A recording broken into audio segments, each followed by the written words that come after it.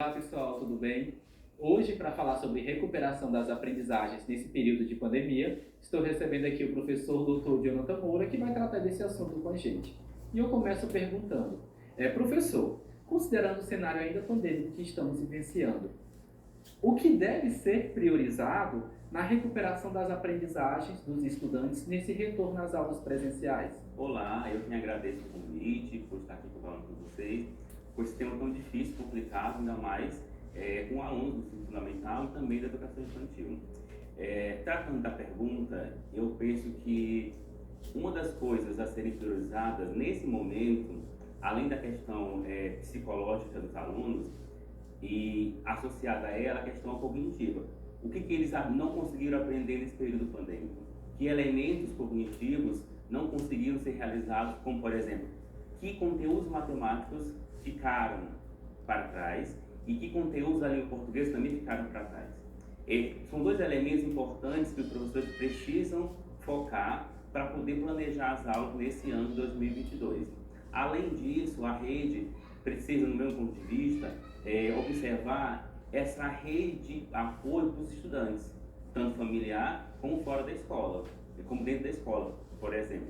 Dentro da escola, como é que os coordenadores pedagógicos podem ajudar os professores nesse apoio para recuperar aquilo que talvez não dê conta de recuperar nesse momento, mas amenizar todo o desgaste que foi sofrido pelas crianças e também pelos professores desde 2020, desde março de 2020, quando foi suspensa as aulas por questões emergenciais, por questões sanitárias.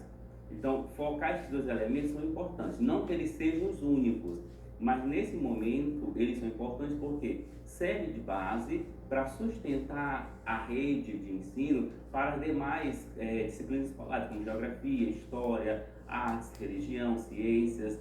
Todas elas integradas, elas conseguem canalizar para os estudantes conseguirem avançar nas questões da língua portuguesa e também nas questões de matemática. Certo. Professor, e quais são as estratégias que podem ser utilizadas para que ocorra a recuperação das aprendizagens dos estudantes?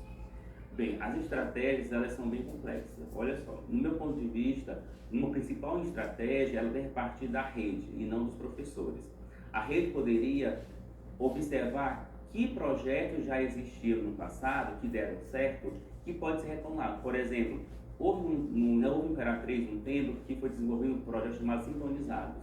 Então, retomar esse projeto seria fundamental para dar um apoio para os professores no contraturno, com aqueles alunos que estão com mais dificuldades, para conseguir avançar nesses conteúdos de matemática e língua portuguesa, para poder fazer uma equilibração na sala de aula.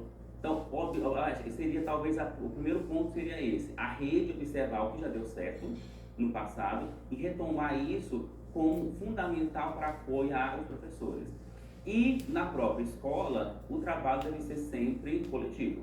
Não pode jamais colocar no docente toda a responsabilidade para trazer esse aluno para uma recuperação que talvez não vai dar conta nesse ano de 2022.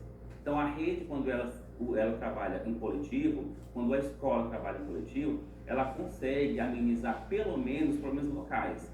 Então, se a escola conseguir observar que dificuldades os alunos estão sofrendo nas matérias escolares, que dificuldades estão sofrendo no relacionamento entre eles, no relacionamento entre os professores e os alunos, seria também uma maneira de tentar recuperar. Porque as estratégias, elas não devem partir apenas com foco nas questões cognitivas, da língua portuguesa ou da matemática, mas também poderia, eu acho que deve, partir também para questões de relacionamento, de vivência. Nós somos todos sofridos nesse período de 2020 para cá, as crianças também estão sofridas, os docentes também estão sofridos, então uma rede de acolhimento, de assessoramento para os professores seria uma outra estratégia para poder recuperar a aprendizagem desses alunos.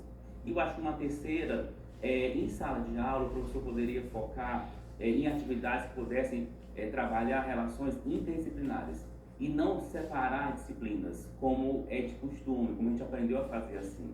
Eu acho que nesse momento a gente poderia aprender uma outra coisa, poderia tentar uma outra estratégia, discutir os conteúdos escolares, as disciplinas escolares de maneira que elas possam interligar-se, que elas possam dialogar. No momento que eu posso explicar um conteúdo de língua portuguesa de um gênero, conto ou parlenda, ali eu posso observar que conteúdo de história eu posso já desenvolver com aquela criança, e conteúdo de ciências, de arte, para não esperar um momento específico do calendário, para não esperar uma hora específica durante as aulas que tem nas disciplinas escolares, mas tentar dialogar para ter um tempo que foque a língua portuguesa e a matemática, e a partir daí os outros componentes curriculares também serem contemplados. É interessante essa questão da interdisciplinaridade, professor, porque traz essa conversa entre os professores de diferentes conteúdos curriculares e ajuda no desenvolvimento da criança, né? Mas a última pergunta que eu tenho para fazer para o senhor é: qual o papel do professor nesse processo de recuperação das aprendizagens? Que a gente sabe que o professor não só passa um conteúdo, a função do professor em sala de aula e até mesmo fora vai além disso, não é? É verdade, o professor tem um papel assim, fundamental. Além dele mediar esse processo de ensinar um conteúdo construído historicamente para a criança, ele tem um papel anterior, que é de acolhimento. As crianças vêm de suas famílias, talvez com muita dificuldade de relacionamento, com parentes que se perderam aí durante a pandemia, e isso afeta o desenvolvimento das crianças. Afeta de tal maneira que elas não conseguem se soltar nesse momento na escola, que elas travam, que elas não conseguem dialogar com os colegas, e também não conseguem expressar aquilo que elas estão aprendendo em sala de aula. Então, o primeiro papel fundamental do docente é o acolhimento, acolher as emoções dos estudantes, acolher os sentimentos que eles trazem de casa, acolher as suas angústias, para depois tentar observar em que momento todos esses elementos que constituem esse sujeito chamado criança pode ser canalizado para a aprendizagem dos conteúdos escolares. Que o docente ele foi formado para ensinar um conteúdo X de língua portuguesa, de matemática, de história e geografia, mas também ele, na formação dele acadêmica, ele teve todo um preparo para entender, a partir da psicologia, como ele pode acolher essas crianças, seja criança pequena, da educação infantil, seja criança maior, dos anos iniciais do ensino fundamental, ou a criança que está no período da adolescência, que já é uma adolescente, tem todo um turbilhão de emoções, que é do ensino fundamental dos anos finais, que precisa cada vez mais desse acolhimento, desse aconchego dos pares. Então, o papel do docente, o inicial, é o acolhimento, para, a partir do acolhimento, entender como ele vai planejar os seus conteúdos escolares para ensinar matemática, português, geografia, as disciplinas escolares são necessárias no dia a dia da escola. Lembrando que as avaliações externas, elas não pararam, e elas não param.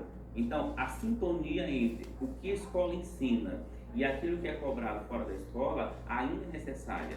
E se não houver o acolhimento, essa sintonia não vai se estabelecer. Por isso é importante o acolhimento docente para essas crianças. E falar de acolhimento, falar em lidar com emoções, casa perfeitamente com o tema aqui da nossa jornada, que é a inteligência emocional. Bem, gente, a gente vai ficando por aqui e retornamos para o estúdio.